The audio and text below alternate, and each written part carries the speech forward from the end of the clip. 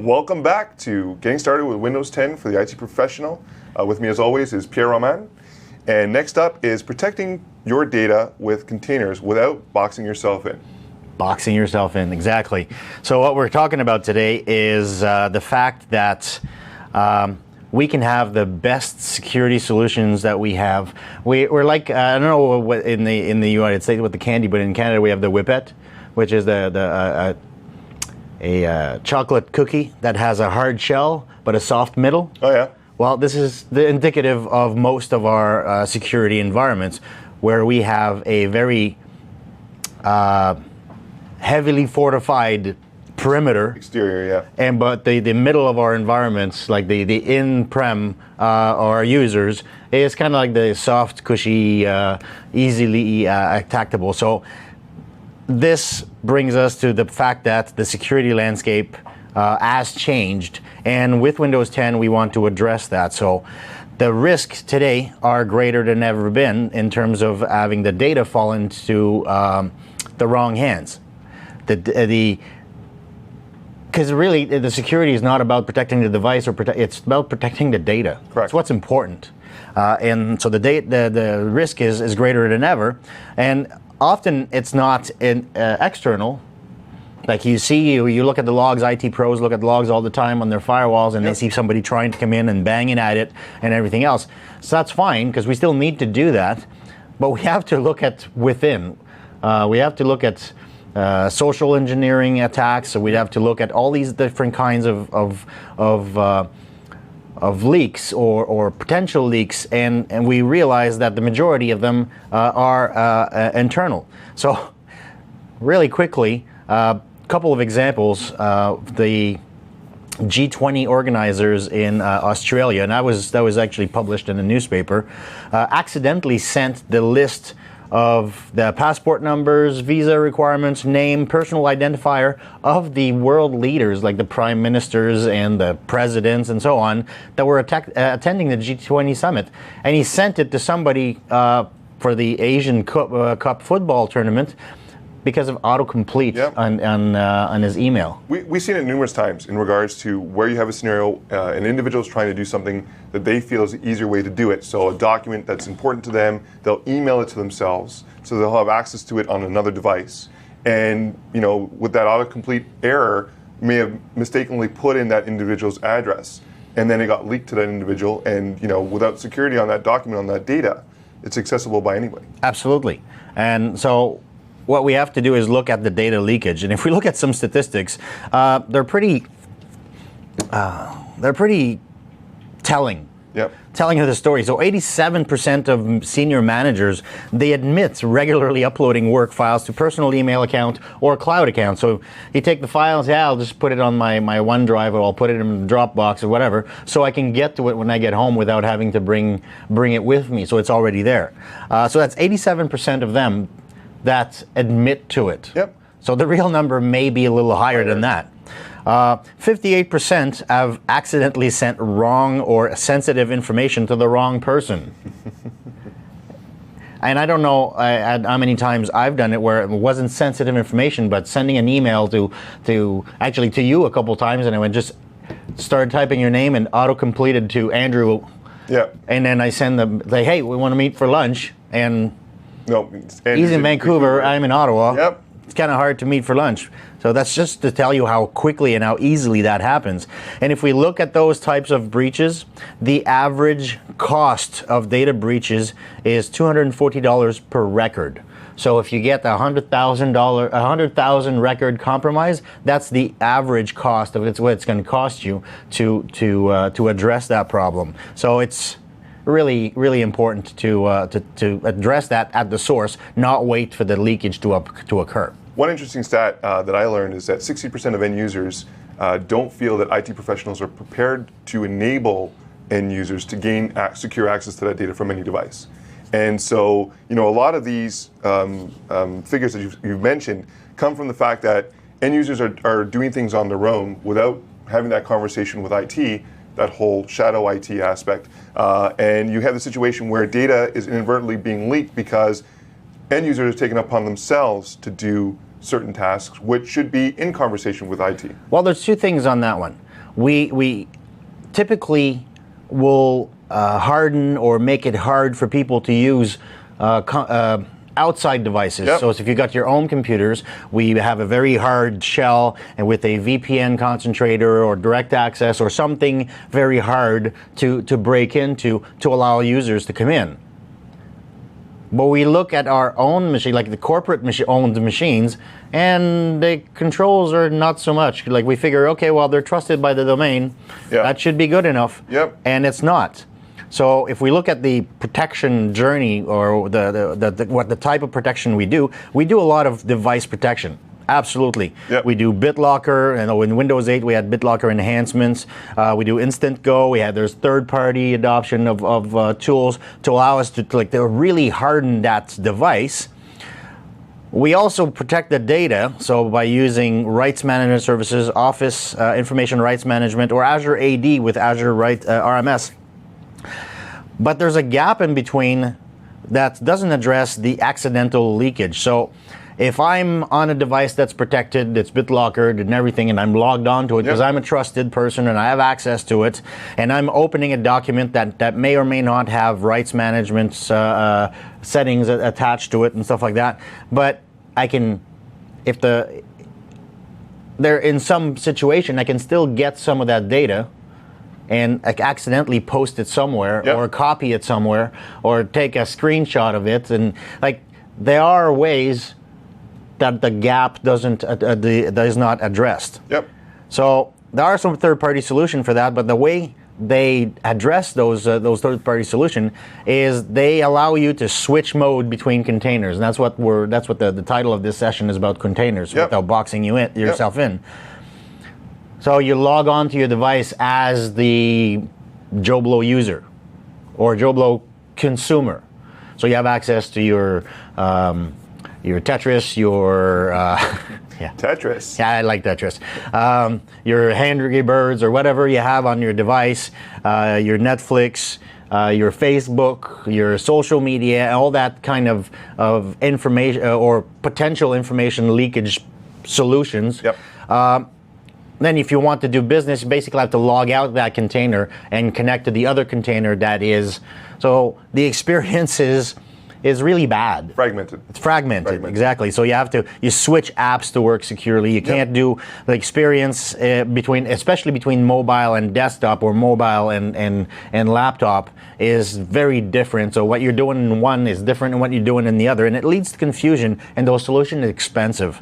So if you want to look at it, what we're looking at it, we're trying to find the balance, and I think with Windows 10 we have found the balance to allow for, because really without true platform level integration, balancing those experiences is almost impossible. Yep. So with Windows 10, we have addressed some of that so that we don't have to choose between compromised user experience or user deployment or low cost versus a better user experience, difficult to deploy, or higher cost. Because really that should be somewhere in the middle.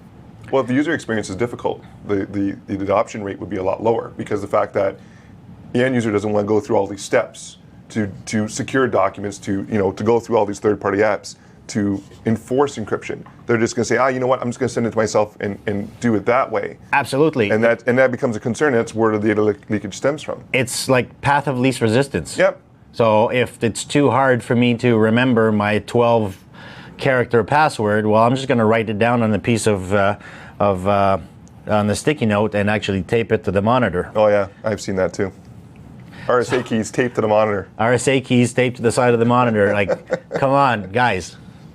Well, it's not the IT pros that are doing that, it's the users, but we need to make sure make it easy enough for them to not be able to do that. So our vision is to integrate all that data protection at the platform level, so within the OS, within the Windows 10 desktop, tablet, everywhere. So to put that into the platform to protect the data against inadvertent disclosure, whether it be through email, social media, public cloud, regardless where it is. Now, social media has, really stemmed the whole data leakage piece. Older generations like you on Facebook, they share data, and unknowingly, it's not purposely leaking that data. Well, every once in a while, I have to chisel a tablet of stone and I mail it to the wrong person. I thought you do carrier pigeon. You mail it? That's awesome. You're using technology. We love it. I have choice words, but I'm not going to do it because we're on camera. Data protection in cloud and mobile world. Well, what it requires is it requires protection everywhere. And what we mean by that is protection everywhere. It means at rest, in transit, across devices, across different storage location. We want to be able to enable the wipe of those, but without wiping everything. Like, we don't want to wipe your kitty videos or Anthony's pictures of muscle cars. So, and it has to be supported in all the apps that are running on that platform as well. The only pictures I have to delete all the time is the Leafs keep revolving in terms of players, so I got to keep changing the rosters. So Windows 10 experience for data protection for enterprise, it takes a different approach. In terms of the mobile and desktop, we do protect the data at rest and when it's roaming. So if it's saved on a Surface or on a phone, it's encrypted, it's BitLocker. It's platform integrated, so they don't have to mode switch. Corp data is identifiable from personal data. So if you're using something like Workplace Join or extending untrusted devices, connecting them to trusted environment, then everything is signed to allow that. That's not part of Windows 10, but that's where it started. Yep. Only IT-allowed apps can actually see the business data. So if you try to open a document or some records that are deemed important and locked into an application that's not approved, you're going to get a little pop-up and a message saying, can't do that. Yep. So you can't do it. So that's great. So and IT controls the keys. So when the key is deployed to that said device, see what I did here? So when the key is deployed to that said device, we end up like IT has the control of the key. So if that person ends up being escorted out the door, you can just revoke the key, and all that data that they've got on those other devices basically is unusable. Now, what about the scenario where an individual has a plethora of devices? A plethora of devices. A plethora of devices. Well, if you IT having the keys, if you cancel the keys or revoke the keys, then when you try to open that document or that information, it will check for certificate revocation, realize that certificate is no longer valid, and won't allow you to get into that information. So you can see the importance in regards to having a unified ID or identification for that individual. So it's, cut them once, and no device can gain access to that data. Yeah, so one of the things we did in Windows 10 for Enterprise in terms of the data protection is we turned on the optional screen lock security policy. Because typically you log on to a machine, so you get the keys, you unlock your hard drive, and you get access to the data that's there even though it's BitLockered. Then you lock your screen. Well, the machine's still running, your credentials are still there. Yep. So they could be potential attacks to actually allow people to come in and get access to some of that memory and extract the keys or extract some of that data. So what it does is the system, when you lock your key or you lock your machine, your device, it'll actually toss the keys. It'll actually forget what the key is. So that data now is encrypted, but the key's nowhere to be found. Yep. When you log back in, it will go and get that key back, so it'll allow it to do that. So it will encrypt, and of course, if you got incoming emails and stuff like that, it will still encrypt them. But you can't open them because you don't have the other key to open it. Log on unlocks it and gives you access, and it mitigates most system attacks. So really, what happens is you get a user enrolled into an enterprise MDM or a domain join, gets the information. MDM sends the policy and the encryption keys to that device or to the user. Yep. And then from there, the policies are set for what you're allowed to do in terms of what allowed apps have access to the data, what network policies, app restrictions, and so on. So we end up with a device that may have one side that's business apps and one side that's personal apps. And I think we talked about that in an earlier module. And what's great is it's not siloed. Even though the data is protected and it is encrypted, which is business data, it's not specifically taking up 10 gigs of your device only to business data. No, exactly. And that's Plus, better. you don't have to like get into a container to get access to the data, then come out of the container if you want to get access to your personal correct. data. It's all there, but it's tagged and identified as Yep. what's business and managed and what's personal and unmanaged. So your cat pictures are good. My cat pictures are good, or yeah. It's gonna be a long day. It's going to be a long day. So, data from enterprise network. So, data coming in from the enterprise is encrypted, stored in an encrypted fashion on either OneDrive for Business, on your corporate exchange email, etc. So, it's always secure. The data egress, so from your app to the disk, is saving to an enterprise folder, so the workplace join and solutions like that. The encryption is automatically applied. Users have the option to save it as to the corporate network. IT can enlighten an app to automatically protect the data, saying everything that comes from this app automatically will get encrypted. So you don't have a choice. Every time you use that app or that package, then it gets encrypted. So, quick question for you: the encryption used in regards to this, and the certificates that are being used, is that issued by us or is that issued by the organizations? Say that again? The encryption keys used, the certificates used, is Yeah. that issued by us or is that issued by the organizations deploying this? The organization owns the key. So, in an aspect of confidence in the cloud and having the ability to store information confidently in the cloud without anybody else getting access to it, if the organization itself owns that key and nobody else has access to it, what is the likelihood of that information being accessed from somebody else? Very low. Correct. Exactly. So we want to give you control. It's your data. We don't want anything to do with it. Yep. You encrypt it. You keep the keys and keep us out of it. But we'll give you the facilities in order to get it done. And of course, inter-app or over-network, depending on the apps that are highlighted or highlighted, the app restriction policy comes into place so that you can block data from specific apps to come back to the network or to the device, and the network policy can block that if it's data from non-corporate sites. So of course, iOS, Android, and all that, you still have the readers available cross-platform. You get public APIs to secure that. So even if a document is protected by rights management, when you take that document and you send it to a person that may be authorized, that person opens it on their iPad or their iOS, their phone, and we'll actually have to check back with the RMS. Yep.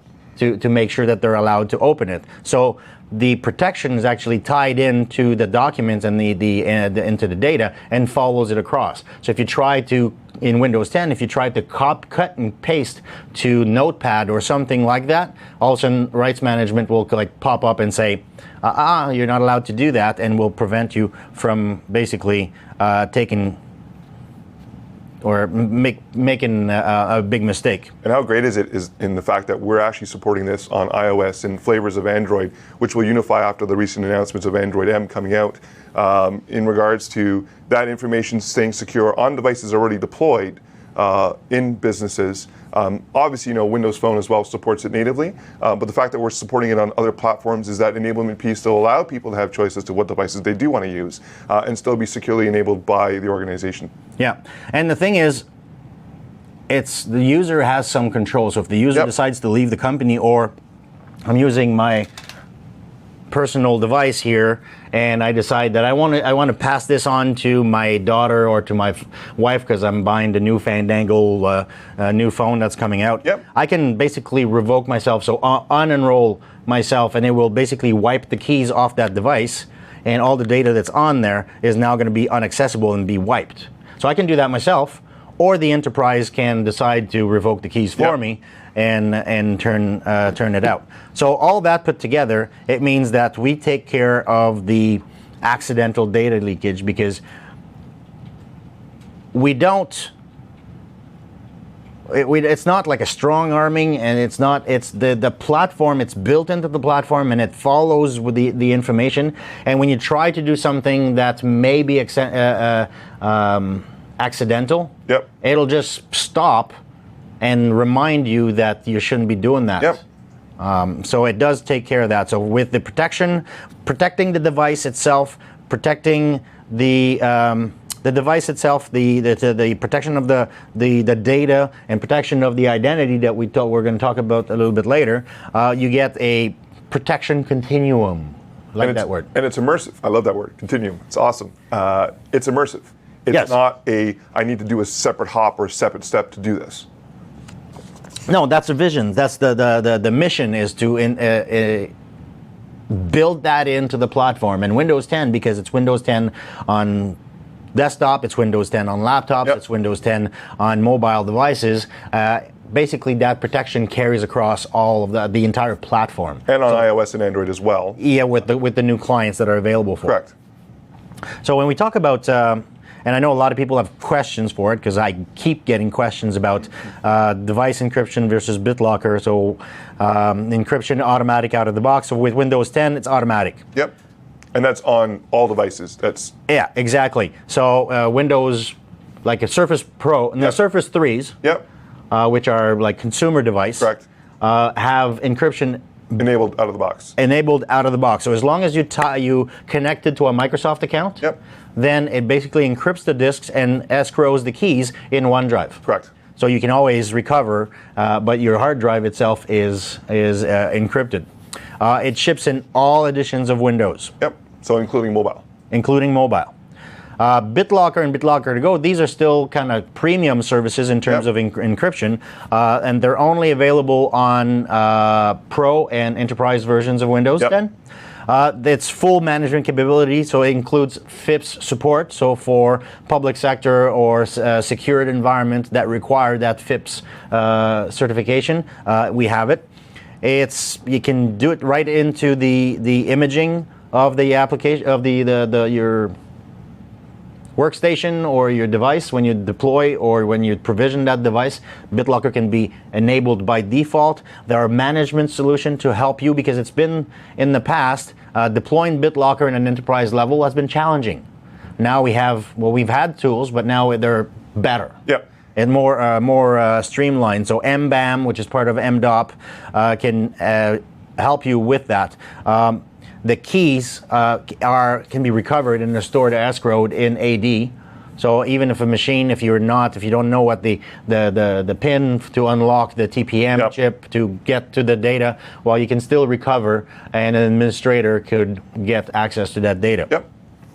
And it ships with Pro and Enterprise, as I said. One thing about provisioning that we have is that provisioning is a top pain for IT professionals in terms of encrypting devices. Yep. The provisioning has been challenging in the past. TPM sometimes has been complex, and the encryption takes too long. Like I remember the first time I enabled BitLocker on my machine, and I think it was a terabyte drive.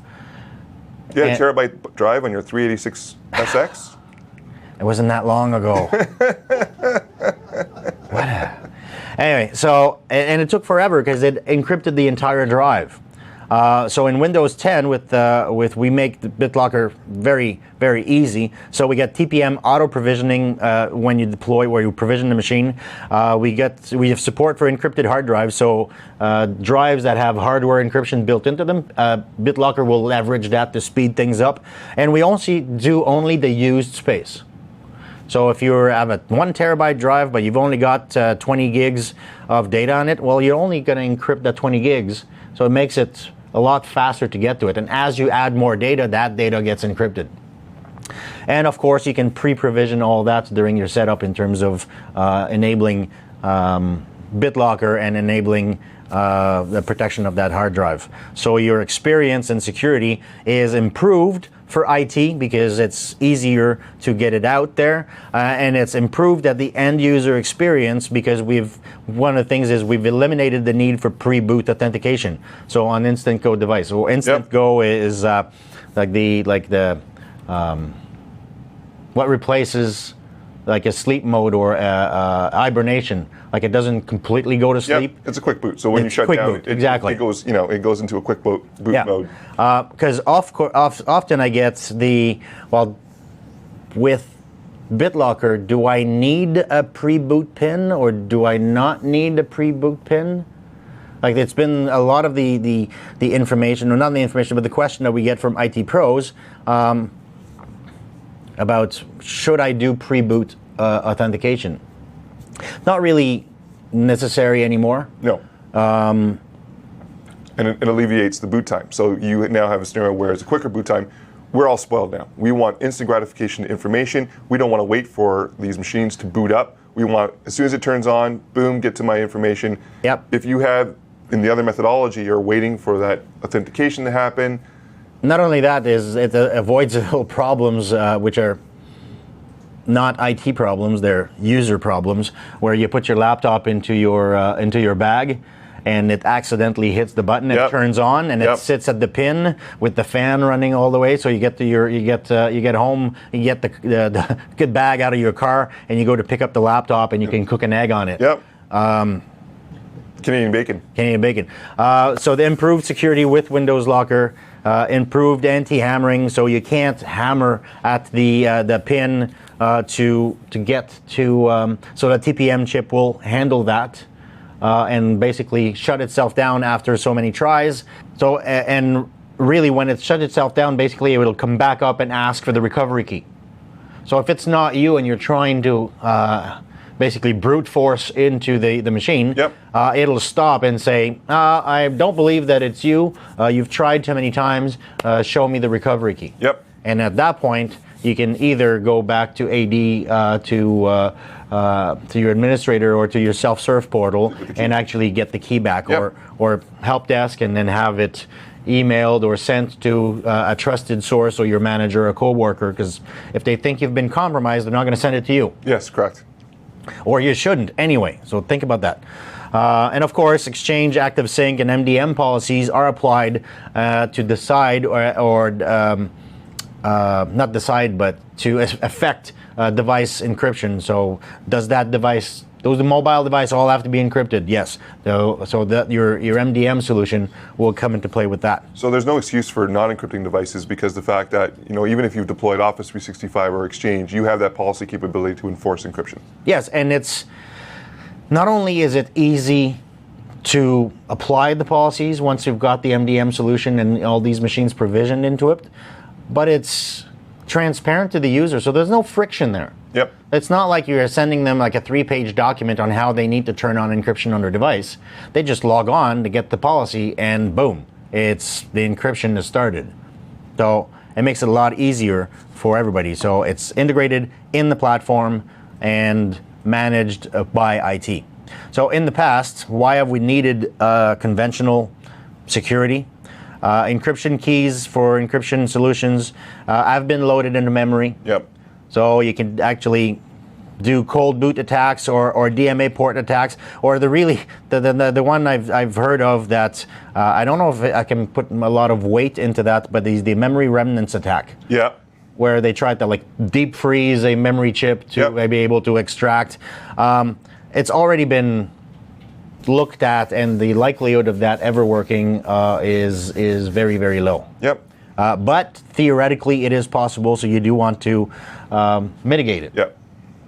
With Windows 10, when you lock your machine, when it drops the keys, then your cold boot or your cold boot attacks, or to try to access the DMA port attacks are basically mitigated by that.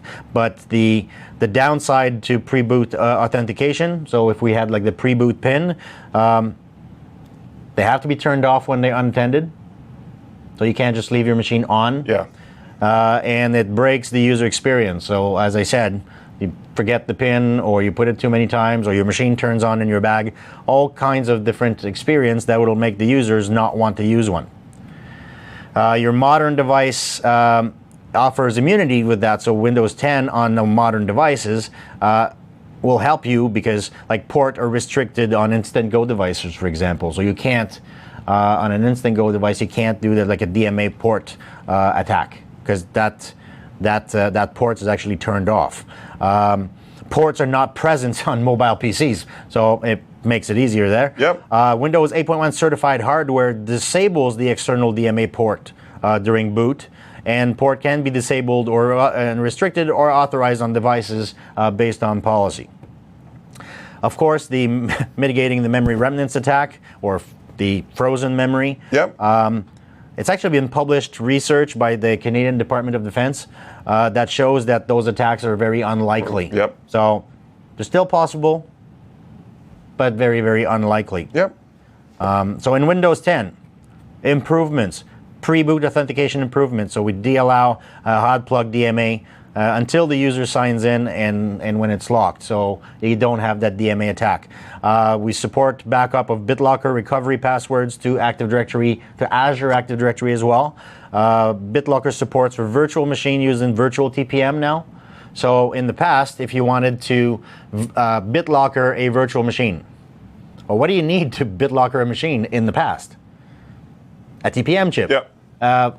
Where do you find a TPM chip when you're a virtualized environment? Yep. Somebody has suggested to me, well, you can use the physical one and just pass that through. Yeah, but if you're on a cluster and that machine moves, Correct. then you're not looking at the same TPM chip. Correct. There's all these kinds of problems. So it's been an issue. It's been a challenge to BitLocker virtual machines. While with Windows 10 and the next VNext of server, there will be virtual support for virtual TPMs, and of course, Windows phones can enable their encryption without the MDM. That actually comes out of the box. So out of the box, the devices are already encrypted on a Windows phone, and that same policy can then be invoked on other OSs as well. That's right. And now, so our continuum is complete. So we're protecting the device, we're protecting the data, and we're protecting the sharing of that data. So how that data gets passed from one app to the other. Yep. So we get a end-to-end, and that's all built into the platform. That's all built into Windows 10. So the value is, for our IT pros, trying to look at that, is you get best security,